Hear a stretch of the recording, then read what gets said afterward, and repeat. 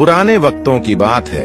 Iraq में एक शख्स था जिसने हज का इरादा किया और दिन रात मेहनत करके पैसे जमा किए। हज के लिए निकलते वक्त रास्ते में उसने एक घर से बच्चों के रोने की आवाज सुनी। उसने घर का दरवाजा खटखटाया और एक औरत बाहर आई। उस औरत ने कहा, मेरे बच्चे 2 दिन से भूखे हैं। ये सुनते ही उस शख्स ने अल्लाह से हज की माजरत की और हज के लिए जमा किए हुए सारे पैसे उस औरत को दे दिए। लोगों के डर की वजह से वो जंगल में हज के खत्म होने तक छुप गया। जब हाजियों का काफिला हज से वापस आ रहा था तो वो चुपके से उसमें शामिल हो गया। हैरत की बात यह थी कि काफिले में हर हाजी उस शख्स को सलाम कर रहा था और हज की मुबारकबाद दे रहा था। एक हाजी ने कहा, माशाअल्लाह, आपको आबे जमजम पीते देखकर बहुत खुशी हुई। दूसरे ने जोश से कहा, मैंने आपको तवाफे काबा करते देखा था। तीसरे ने भी तस्दीक की, और मैंने आपको जमरात पर शैतान को कंकरियां मारते हुए देखा। हर तरफ से उसकी हज में मौजूदगी की गवाही दी जा रही थी। जब वो शख्स अपने घर पहुंचा तो